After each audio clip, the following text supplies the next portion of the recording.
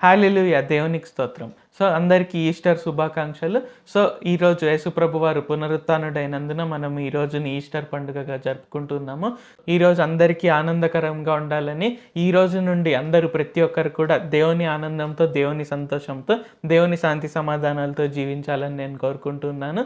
ఈరోజు మనకు యేసుప్రభు వారు పరిశుద్ధ గ్రంథం నుండి ఇస్తున్న వాగ్దానం పేతురు రాసిన మొదటి పత్రిక, మొదటి అధ్యాయం 3, 4 వచనాలు. మన ప్రభువగు యేసుక్రీస్తు తండ్రి అయిన దేవుడు స్తుతింపబడును గాక.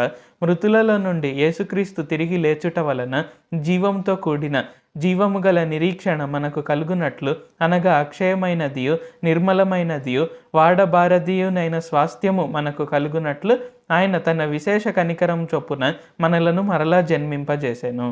సో, ఈరోజు వాగ్దానం కనుక చూసుకున్నట్లయితే ఏంటి, యేసుప్రభు వారు మృతులలో నుండి తిరిగి లేచుట వలన అంటే ఆయన పునరుత్థానుడవడం వలన ఏంటంటే మనకు జీవం కలిగిన నిరీక్షణ కలుగుతుంది. అంటే మనం ఏదో తెలియని దాని గురించో లేకుంటే ఏదో లేని దేవుని గురించో మనం రోజు ప్రార్థన చేయట్లేదు. యేసుప్రభు వారు ఈరోజు వరకు ఇంకా జీవిస్తూనే ఉన్నారు. ఆయన తరతరములు యుగయుగములు ఆయన జీవిస్తూనే ఉంటారు. కాబట్టి ఇక్కడ మనకేంటి జీవం కలిగినటువంటి నిరీక్షణ అంటే ఆయన మనకు వాగ్దానం చేసినటువంటి అక్షయమైన అలాగే నిర్మలమైన వాడబారనిదియునైన స్వాస్థ్యాన్ని అంటే ఇంకా అసలు ఎప్పటికీ తరిగిపోని స్వాస్థ్యాన్ని మనం పొందుకోబోతున్నాము. అంటే మనం నిత్య జీవాన్ని పొందుకోబోతున్నాము. అండ్ అలాగే ఏంటి పరలోకంలో ఆయన మనకు స్థానాన్ని కల్పించారు. మనకి ఈ భూమి పైన కూడా ఆయన ఆశీర్వాదాలని మన కొరకు సిద్ధంగా ఉంచారు. కాబట్టి ఆయన పునరుత్థానుడవడం వలన మనకు చాలా విషయాలు మారిపోతున్నాయి. అంటే మనం ఆయనను నమ్ముకోవడం వలన మనకు రక్షణ అనేది దొరుకుతుంది. అలాగే భూమి పైన కూడా మనకు స్వాస్థ్యం అనేది దొరుకుతుంది. పరలోకంలో స్వాస్థ్యం దొరుకుతుంది.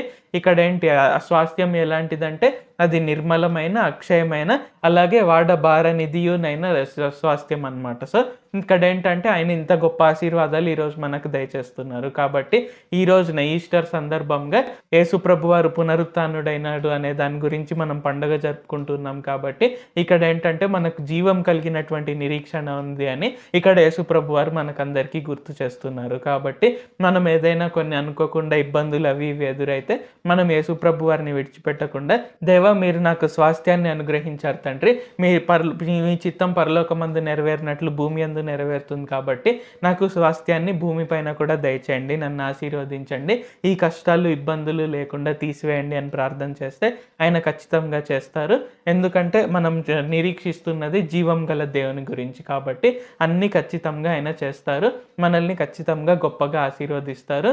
నిర్మలమైన అక్షయమైన వాడబారనిదియునైన స్వాస్థ్యాన్ని మనకు ఆయన అనుగ్రహిస్తారు. ప్రార్థించుకుందాం. ప్రభువా దేవా సర్వాధికారి, మాకు ఇంకొకసారి ప్రార్థించుకునేందుకు అవకాశం ఇచ్చినందుకు వందనాలు తండ్రి. మీరు మా కొరకే చేసిన ప్రతి ఒక్క మేలుని బట్టి మీకు వందనాలు, స్తుతులు, స్తోత్రాలు తండ్రి. ఈరోజు వాగ్దానంని బట్టి వందనాలు తండ్రి.